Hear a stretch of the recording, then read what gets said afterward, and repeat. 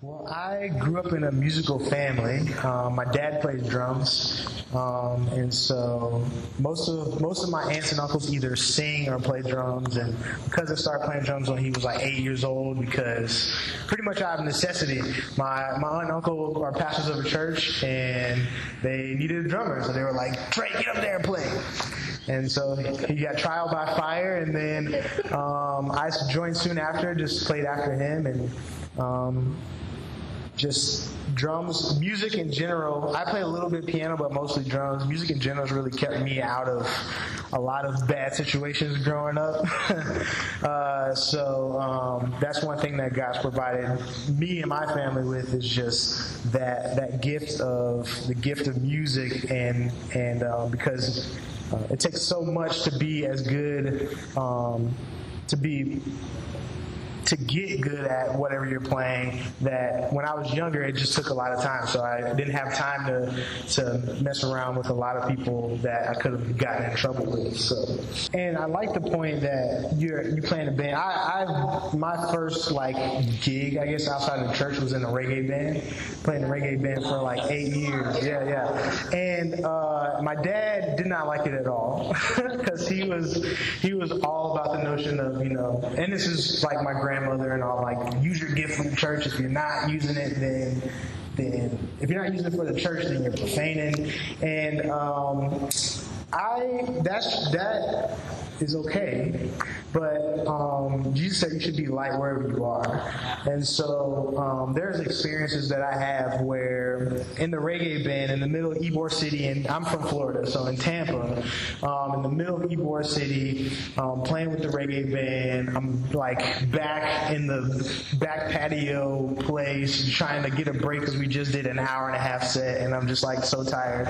And the dude comes back, and the thing that draws him is, we're playing music. That's an easy access to be like, dude, you're the guitar player. So he comes up to me, and talking with him, comes to find out he was going to commit suicide when he went home. He was at a rough go. He was pretty drunk, and he was going to commit suicide because he thought it was better. His wife was going to leave him, his kids. He thought it was going to be better for that whole situation if he committed suicide. And right there in the back of that place, in 20 minutes or so, led him to Christ in the back of a bar in Ybor City, playing with the reggae band.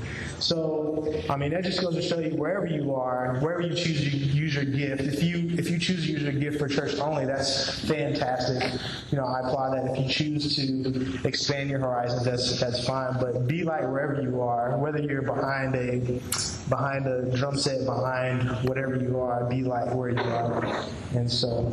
And be a covert operative too. Because you go where the people are, and there's a couple of bands that I'm in right now that I'm sort of working on people. A couple of people in the band, and music is one of those things, like you said, it's a universal language, and it's not purely like nuts and bolts. It's not purely like paper.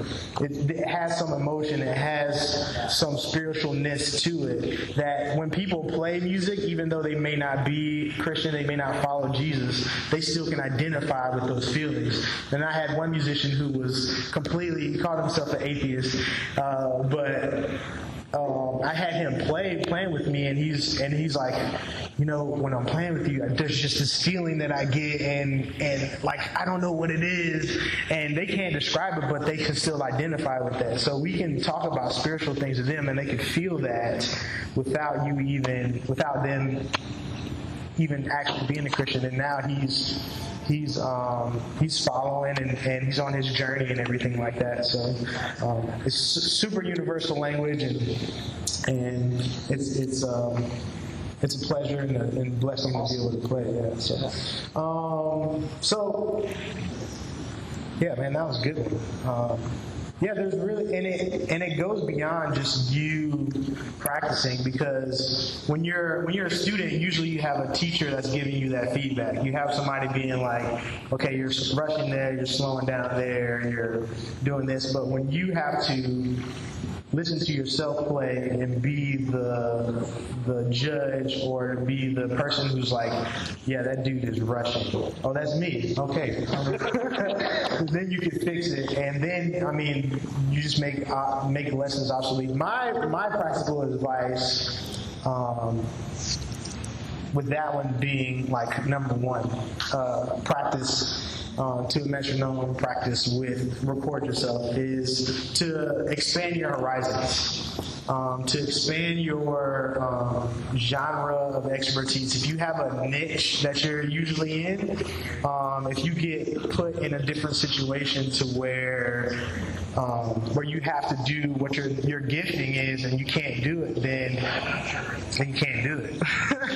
And in church, as well as other situations, you can use a culmination of things that you explore. Like this week, we're doing a global outreach type of Sunday, and we're playing reggae versions of Christian songs that we're doing.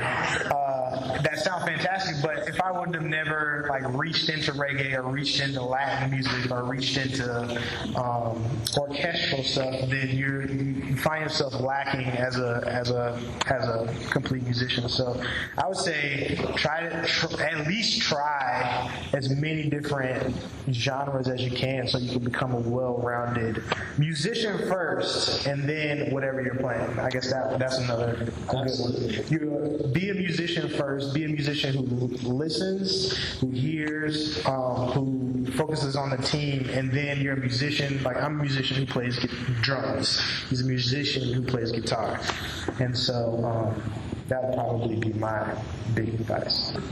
Yeah, we have a missionary coming in. I attend a church in Eugene, and we're having a missionary, and so we want to do a global focus. So we're taking 10,000 Reasons and turning it into a reggae song, which it sits really well with the one drop. And then we're taking Our God and doing like this like Latin reggaeton type of dance type thing to it.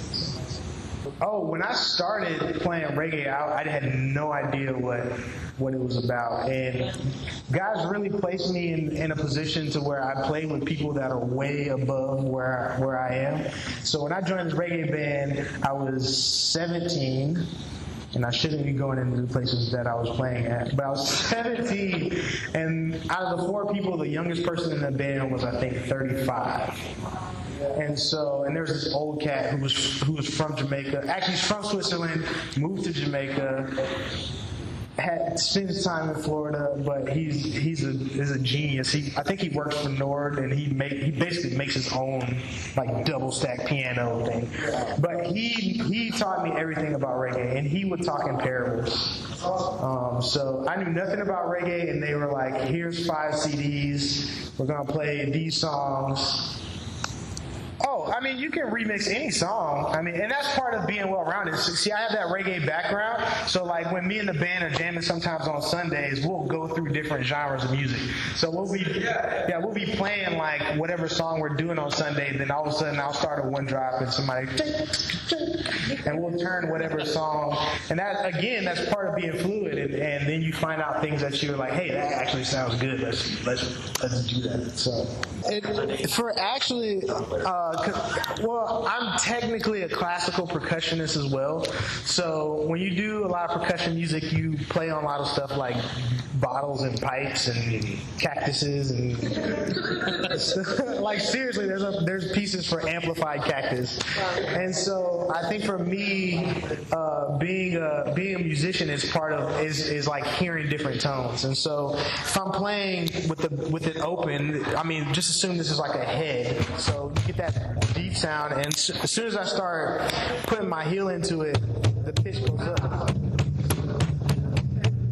So I can do a bit of a melodic type of thing with this drum that most people, don't think of as melodic. So. That's insane. I've never seen that. And it helps dynamics. Like when he starts soloing, I can come down, so that'll leave space for him to solo. And then when we go back into the regular thing, I can go back into the chorus. So it just helps in dynamics and tone. Yeah, I think the concepts are the same. Cajon's a little bit simpler because at the very base you have two tones. You have the kick drum tone, and then you have the snare tone. So, I mean, I would go to a music store, Guitar Center. Pearl Cajones are usually pretty good. Minor Cajones are usually pretty good, and they're relatively around $100 or so. So, what was the second name? Minor. Yeah, it's Meinl, I think. Did I say that right? You play the phone? But yeah, I mean, any Guitar Center, they have a bunch of cajones you can choose from. I would just go and really just go and play them, see which one fits better. This one I had to order because it's larger, because my legs, I sat on regular cajones and I'm like this. So it hurts my knees, but yeah, this one's good for me. So it's just whatever sounds good.